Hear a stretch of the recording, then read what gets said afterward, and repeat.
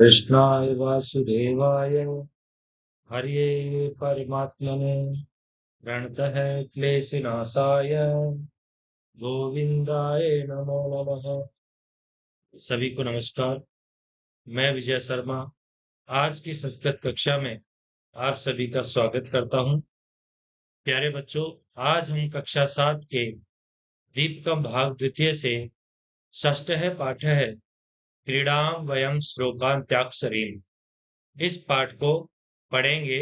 इसका अर्थ है हम श्लोक अंत्याक्षरी खेलते हैं, यानी हम सब श्लोक की अंताक्षरी खेलते हैं। आप सभी ने इससे पहले अनेक खेल खेले होंगे।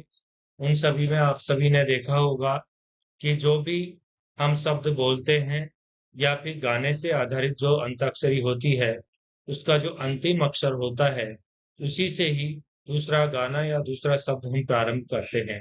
तो प्यारे बच्चों, आज श्लोक अंताक्षरी के अंतर्गत इस पाठ में यही बताया गया है कि एक श्लोक जहां पर समाप्त होता है, उसके अंतिम वर्ण से दूसरा श्लोक प्रारंभ होता है।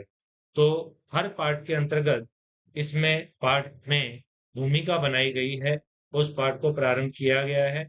तो सबसे पहले देखिएगा, यहाँ पर एक चित्र दिखाई दे रहा है, जिस चित्र में आप सभी देख रहे होंगे कि दो सखियां आपस में वार्तालाप कर रही हैं और तीसरी उनके समक्ष खड़ी हुई है।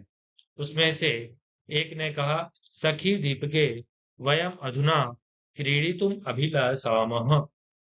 यानी भारती है, उसने कहा, सखी दीपिका, हम अभी खेलना चाहते हैं। अरे भारती, बहि वृष्टि अस्ति, कथम क्रीडामः। दीपिका ने कहा, अरे भारती, बाहर बरसात बारिश हो रही है, कैसे खेलेंगे। अन्य सखी ने कहा, वृष्टि अस्तु नाम इच्छा अस्ति, चेतः क्रीडामः, बहिर्गमनस्य आवश्यकता एव नास्ति, ऐसा नूतना क्रीड़ा अस्ति भो, अंत्याक्षरी क्रीड़ा इति। तो उसमें से एक सखी ने कहा, अच्छा, बरसात हो रही है, यदि इच्छा है तो खेलेंगे ही, बाहर जाने की आवश्यकता ही नहीं है, यह नया खेल है। अरे, अंत्याक्षरी खेल।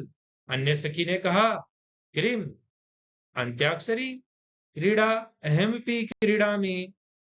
क्या अंताक्षरी का खेल मैं भी खेलना चाहती हूँ। यानी दोनों सखियों में से उन्होंने आपस में वार्तालाप किया और फिर उसने कहा कि क्या अंताक्षरी का खेल है, मैं भी इसको खेलना चाहती हूँ। अवश्यम आगच्छन्तु वयम सर्वे क्रीडामः। अन्य सखी ने कहा, जरूर आओ, हम सब खेलते हैं। सखी तरहि क्रीडायाः नियमान सूचयतु। अन्य सखी ने कहा, हे सखी, तो बताओ खेलने के नियम हमको, इसके अंतर्गत कौन कौन से नियम हैं जिनसे हम इस खेल को खेल सकते हैं। वयम गणद्वयम रचयामः, प्रथम गणस्य नाम ज्ञानमाला, एवं च द्वितीय गणस्य नाम रत्नमाला। आदौ प्रथम गणस्य सदस्य एकं पद्यं गायति, तस्य पदस्य अंतिमे व्यंजन वर्णेन द्वितीय गणस्य सदस्यः सदस्य वा अन्यं श्लोकं गायति, एवं क्रमशः क्रीड़ा प्रचलति। अन्य सखी ने कहा, हम दो समूह बनाते हैं, पहले दल का नाम है ज्ञानमाला और दूसरे दल का नाम है रत्नमाला। शुरू में पहले दल का सदस्य एक पद्य यानी श्लोक गाता है, उस पद्य के अंतिम व्यंजन वर्ण से द्वितीय दल के सदस्य या सदस्या दूसरा श्लोक गाती है। इस प्रकार क्रम से यह क्रीड़ा चलती है। अहो महान आनंद भविष्यति, तर्हि क्रीडामः। आदौ ज्ञानमाला गणः र इति अक्षरात् पद्यं गायति, ततः रत्नमाला गणः वदति। भारती, अहो बड़ा मजा आएगा, तो खेलते हैं। अब प्रारंभ में ज्ञानमाला दल रे इस अक्षर से पद्य गाता है, उसके बाद रत्नमाला दल बोलता है। यानी आप सभी ने देखा होगा कि किसी न किसी को जब अंत्याक्षरी हम प्रारंभ करते हैं तो कोई ना कोई वर्ण दिया जाता है और उसके आधार पर फिर वो उस वर्ण के आधार पर उसको गाता है और सुनाता है। तो यहाँ पर श्लोक अंत्याक्षरी में रे वर्ण मिला और रे वर्ण को गाया जा रहा है। रूप यौवन संपन्ना विशाल कुल संभवः विद्याहीनान् शोभन्ते निर्गंधा इव किंसुकाः। देखिए प्यारे बच्चों, इसके सबसे पहले मैंने आप लोगों को शब्दार्थ यहाँ पे बताए हैं। रूप यौवन संपन्न, यानी सौंदर्य और यौवन से संपन्न। विशाल कुल संभव, विशेष विशिष्ट परिवार में जन्मे हुए। विद्याहीन, यानी विद्या से रहित। शोभन्ते यानी शोभित होते हैं। निर्गंधा यानी गंधहीन। किंसुका यानी ढाक या टेसु का पेड़। देखिएगा, सबसे पहले मैंने इसका आप लोगों को अर्थ बताया है, उसके बाद हम इसका क्या पढ़ेंगे, सरलार्थ पढ़ेंगे। रूप यौवन संपन्ना यानी सौंदर्य और यौवन से संपन्न। विशाल कुल संभवा यानी विशिष्ट परिवार में जन्म लेने वाले व्यक्ति भी विद्याहीना न शोभन्ते, यदि विद्याविहीन है तो वे निर्गंधा एवं किंसुका, तो बिना सुगंध के किंसुक यानी पलाश के फूल के समान शोभा नहीं देते हैं। जैसे पलाश का जो फूल होता है, वो फूल दिखने में तो बड़ा अच्छा होता है, पर वो जो फूल होता है उसके अंदर सुगंध नहीं होती है। तो उस प्रकार से जो विद्या से रहित मनुष्य होते हैं, वो चाहे कितने ही सुंदर हों, वो सुशोभित नहीं हो पाते। जिनका रूप सुंदर है, जवान है, श्रेष्ठ कुल परिवार में जन्म लिया है, परंतु यदि वे पढ़ाई लिखाई विद्या का अर्जन नहीं करते हैं, तो उनकी कहीं शोभा नहीं होती। जिस प्रकार पेड़ पर खिले हुए पलाश के फूल देखने में सुंदर होते हैं, परंतु उनमें सुगंध नहीं होती है, लोग उनका उपयोग नहीं करते हैं, इसलिए सुंदरता, जवानी और अच्छे कुल में उत्पन्न होने की अपेक्षा विद्या ही सर्वश्रेष्ठ है। अतः हम सबको विद्या प्राप्त करने का प्रयास करना चाहिए, क्योंकि बिना विद्या के किसी मनुष्य का कोई महत्व नहीं है। इसका द्वितीय श्लोक हम प्रारंभ करते हैं। काव्य शास्त्र विनोदेन कालो गच्छति धीमताम् व्यसनेन च मूर्खाणाम निद्रया कलहेनवः। इसके शब्दार्थ देख लेते हैं। काव्य शास्त्र विनोदेन यानी काव्य शास्त्रों को पढ़ने पढ़ाने में, गच्छति यानी बीत जाता है, धीमताम बुद्धिमान लोगों का, व्यसनेन भोग विलास के द्वारा, मूर्खाणाम मूर्ख लोगों का। इसका सर्वप्रथम हम अर्थ देखते हैं। काव्य शास्त्र विनोदेन यानी बुद्धिमान लोगों का समय काव्य शास्त्र पढ़ने में व्यतीत होता है। कालो गच्छति धीमताम, जो बुद्धिमान होते हैं उनका जो समय होता है वो किसमें व्यतीत होता है, काव्य शास्त्र को पढ़ने में। व्यसनेन च मूर्खाणाम निद्रया कलहेन वा, और जबकि मूर्ख लोगों का समय होता है वो बुरी आदतों, नींद व लड़ाई झगड़े में बीतता है। देखिएगा, इसका सरलार्थ भी मैंने आप लोगों के समक्ष जो है वो बताने का प्रयास किया है। बुद्धिमान लोग काव्य और शास्त्र के अध्ययन से समय का उपयोग करते हैं, परंतु मूर्ख लोग सोकर, आपस में झगड़ा करके और बुरी आदतों के द्वारा कीमती समय का दुरुपयोग करते हैं। इसलिए हम सबको प्रतिदिन क्या करना चाहिए, विद्याभ्यास से, पढ़ने से और लिखने से ही समय का अच्छा उपयोग करना चाहिए, क्योंकि बिना इसके मनुष्य का जीवन में किसी प्रकार का कोई महत्व नहीं है। अगर मनुष्य इन सबको पढ़ेगा, इन सब के बारे में जानेगा, तो वो ही इन संसार में जाना जाएगा, अन्यथा उसका इस संसार में जन्म लेना व्यर्थ है। आइए इसका तीसरा श्लोक पढ़ते हैं।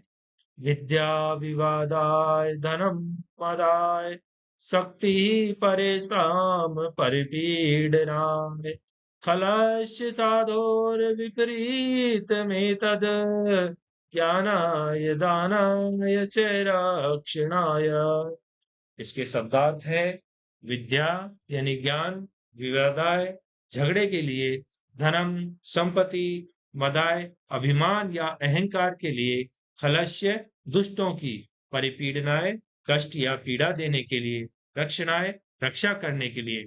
इसका अर्थ जान लेते हैं। विद्या विवादाय धनम मदाय, दुर्जन की विद्या विवाद के लिए और धन उन्माद के लिए, शक्ति परेशान परिपीडनाय, शक्ति दूसरों को पीड़ित करने के लिए होती है।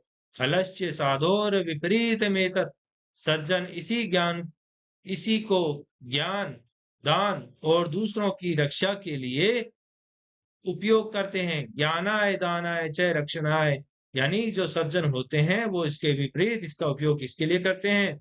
ज्ञान में, दान में और दूसरों की रक्षा के लिए उसका उपयोग करते हैं। इसका सरलार्थ भी हम देख लेते हैं।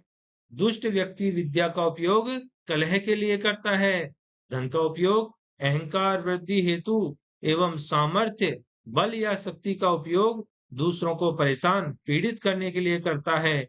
किंतु सज्जन श्रेष्ठ व्यक्ति का स्वभाव इसके विपरीत होता है। वह विद्या का उपयोग ज्ञान बढ़ाने के लिए करता है, धन का उपयोग दान के लिए करता है और सामर्थ्य का उपयोग किसके लिए करता है? रक्षा के लिए करता है। अगर कोई व्यक्ति है, वो अगर बलशाली है, तो वह उसका उपयोग किसी को डराने के लिए नहीं करेगा, बल्कि निर्बल की रक्षा करने के लिए उसका उपयोग करता है। आइए इसका चौथा श्लोक पढ़ते हैं।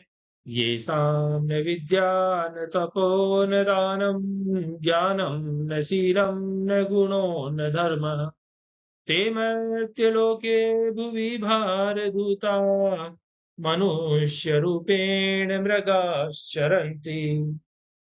शीलम यानी चरित्र, मर्त्यलोके यानी संसार में, भूवि यानी धरती पर, भारभूता यानी भार, कठिन व्रतम कठोर नियम का पालन। अर्थ, ये साम्य विद्या न तपो न दानम, जिनके पास न तो विद्या है, न तप है, न दान है, न ज्ञानम न शीलम न गुणो न धर्म, न ज्ञान है, न दान है, न शील है, न गुण है, न धर्म है। ते मृत्युलोके भुवि भारभूता, वे मनुष्य के रूप में जानवर की तरह, मनुष्य रूपेण मृगाश्चरन्ति, यानी वे मनुष्य के रूप में जानवर की तरह इस संपूर्ण पृथ्वी पर क्या करते हैं? घूमते रहते हैं। इसका सरलार्थ है, जो लोग पढ़ते नहीं है, कोई तपस्या, कठिन व्रत नहीं करते हैं, दान नहीं करते हैं, ज्ञान का अर्जन नहीं करते हैं, अच्छा आचरण नहीं करते हैं, गुणवान नहीं है, धर्म का आचरण नहीं करते हैं, वे इस धरती पर भार बने हुए हैं और इस पृथ्वी पर पशुओं के समान क्या करते रहते हैं?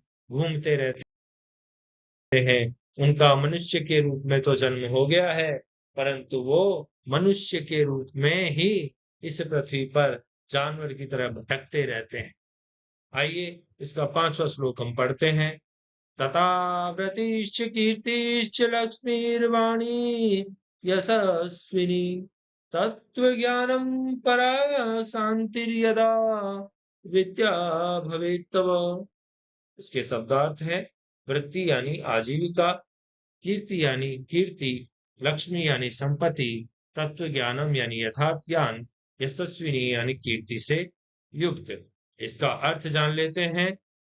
तदा वृत्तिश्च कीर्तिश्च लक्ष्मीर्वाणी यशस्विनी, यानी जब आपके पास विद्या होती है, तभी आप वृत्ति, कीर्ति, धन, तत्व ज्ञानम परा शांति यदा विद्या भवेत्तव, यशस्विनी वाणी, तत्व ज्ञान और परम शांति आपको मिलती है। यानी जब आप विद्या का अर्जन करते हैं, तभी उद्योग नौकरी का काम, यश धन, यश प्रदान करने वाली वाणी, वास्तविक ज्ञान और उत्तम शांति को प्राप्त करते हैं। इसलिए लगातार विद्या का अर्जन करना चाहिए, अर्थात जीवन में सदैव हमें अध्ययनशील बने रहना चाहिए। मनुष्य को कभी यह नहीं सोचना चाहिए कि उसकी पढ़ाई समाप्त हो गई है। कभी न कभी उसे किसी न किसी बात से लेकर के और उसे अध्ययन करने का प्रयास करना चाहिए। आइए इसका अगला श्लोक हम पढ़ते हैं। विद्यानां नरस्य रूपमधिकं, प्रच्छन्न गुप्तं धनम्, विद्या भोगकरी यशः, सुखकरी विद्या गुरुणां गुरु, विद्या बन्धु जनो विदेश गमने, विद्या परा देवता, विद्या राजसु पूज्यते, नहीं धनम विद्या विहीन पशु।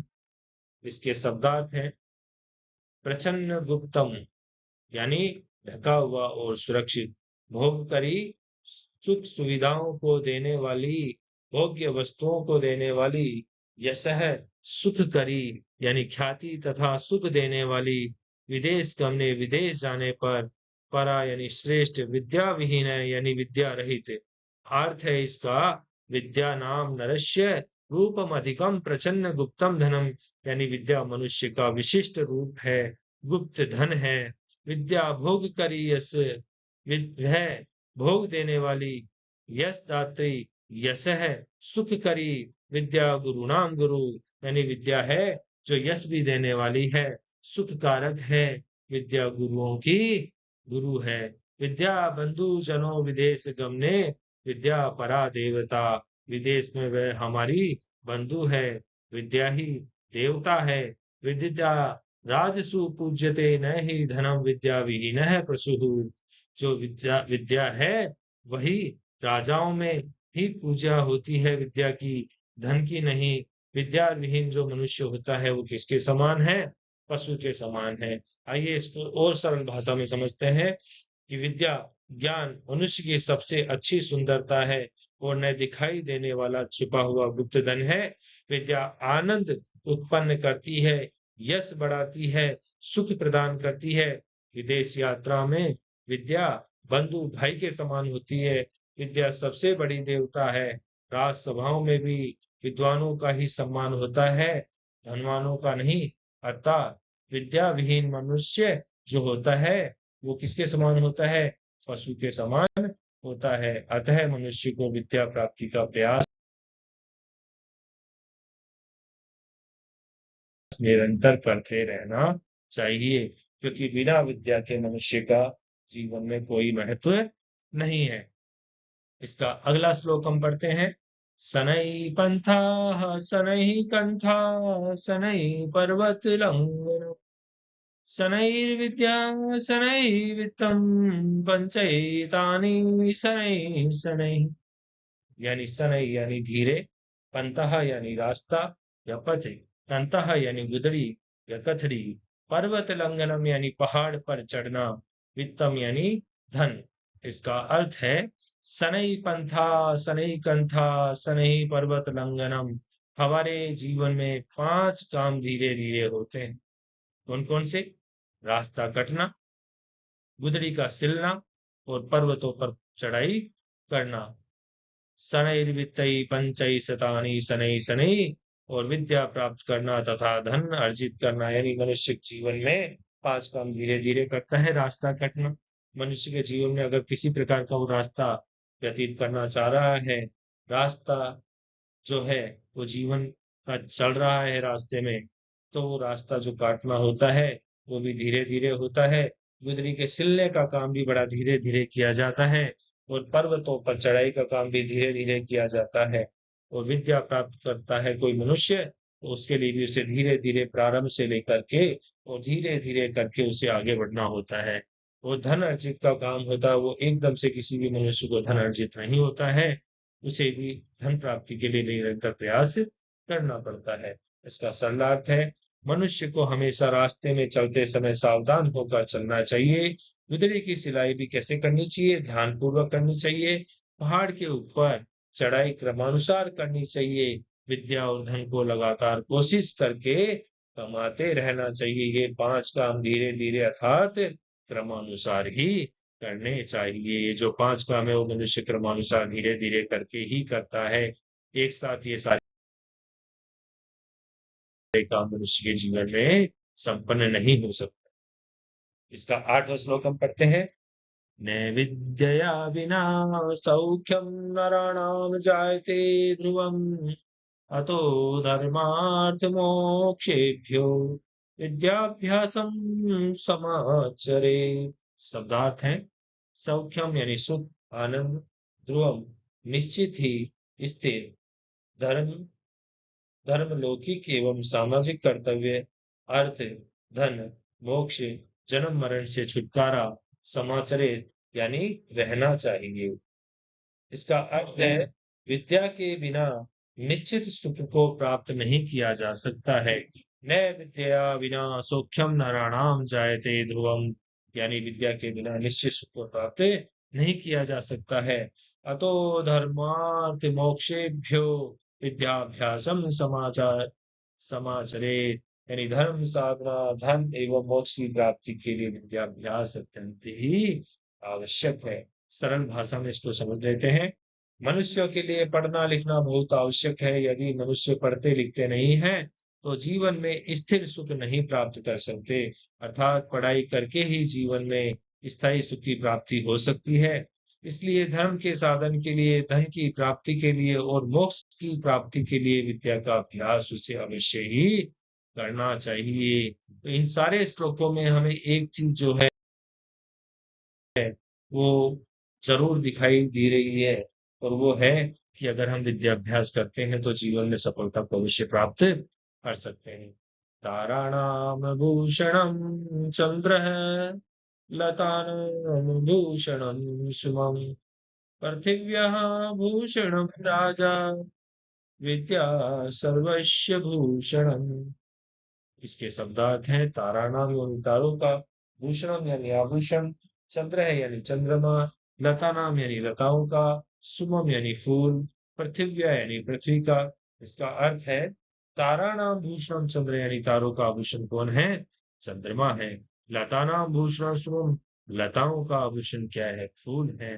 पृथिव्या भूषणम राजा, और पृथ्वी का आभूषण कौन है? राजा है। विद्या सर्वस्व भूषणम, और विद्या किसका है? सभी का आभूषण है। जो विद्या है तो सभी को सुशोभित करती है। इसका सरलार्थ है, तारे चंद्रमा के साथ ही सुशोभित होते हैं, लताएं फूलों के साथ ही सुशोभित होती है, राजा पृथ्वी की शोभा बढ़ाते हैं, और विद्या से ही सब मनुष्यों की शोभा बढ़ती है। बिना विद्या के किसी भी मनुष्य की जो शोभा है वो नहीं हो सकती। आइए इसका अंतिम श्लोक हम देख लेते हैं। न चौर्हार्यम न च राजहार्यम, न भ्रातृभाज्यम न च भारतारिम, व्यये कृते वर्धते एव नित्यम, विद्या धनम सर्वधन प्रदानम।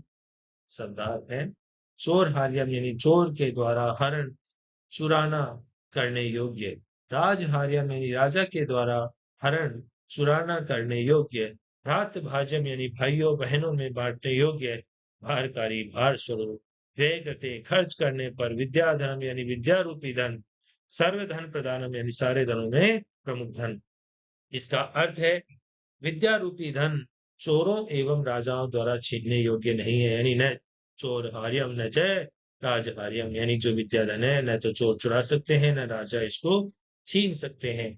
न भ्रात भाजम न च भारकारी, यह भाइयों के द्वारा बंटवारा करने योग्य और भार युक्त भी नहीं है। जो विद्या धन है उस पर भाई बांट नहीं सकते हैं, न कोई इसमें वजन होता है, न ये भार युक्त होते हैं। व्यकते वर्धते एव नित्यम, विद्या धनम सर्वधन प्रदानम, विद्या रूपी धन है, खर्च करने पर भी हमेशा बढ़ता है, इसलिए विद्या रूपी धन सभी धनों में मुख्य है। आप सभी ने देखा होगा, शिक्षक है वो प्रतिदिन आकर के बच्चों को पढ़ाते हैं, तो इसका उद्देश्य जो होता है वो यही होता है कि सभी बच्चों को शिक्षित किया जाए। इससे शिक्षकों का जो विद्या रूपी धन है वो कभी भी खर्च नहीं होता है, बल्कि वो बढ़ता ही जाता है। तो इसका सरलार्थ है, चोर धन चुरा सकता है, राजा धन का हरण कर सकता है, भाइयों में धन का बंटवारा हो सकता है, धन के खर्च से धन घटता है, विद्या रूपी धन चोर नहीं चुरा सकता, राजा नहीं हरण कर सकता, विद्या धन को बांटा नहीं जा सकता है। जो विद्या रूपी धन है उसको बांटा नहीं जा सकता है, जो विद्या रूपी धन है उसको बांट नहीं सकते हैं। विद्या भार युक्त नहीं होती, जो विद्या है वो भार युक्त नहीं होती है। विद्या को बांटने से विद्या धन और बढ़ता ही जाता है। जो विद्या है उसको अगर हम बांटेंगे किसी के समक्ष, अगर हाँ आप विद्या का जो है सभी को बताओगे विद्या के बारे में, तो विद्या रूपी धन है वो कभी भी खर्च नहीं होता है, बल्कि बढ़ता ही जाता है। इसलिए विद्या सारे धनों में सबसे क्या बताया गया है? सबसे प्रमुख धन होता है। तो प्यारे बच्चों, जैसा कि मैं आशा करता हूँ कि आप सभी को मेरे द्वारा समझाया हुआ पाठ समझ में आ गया होगा और आप सभी इसका अच्छे से अध्ययन करेंगे। फिर भी कहीं आपको इस पाठ के अंतर्गत किसी प्रकार की कोई समस्या आई हो, तो आप मुझे कमेंट बॉक्स में ज़रूर लिख कर के बताइएगा। तो अब मिलते हैं हम इसी कक्षा की अगली कक्षा में, जिसमें हम इस पाठ से जुड़े हुए प्रश्नोत्तर को देखेंगे। तब तक के लिए आप सभी का बहुत-बहुत धन्यवाद। नमस्कार।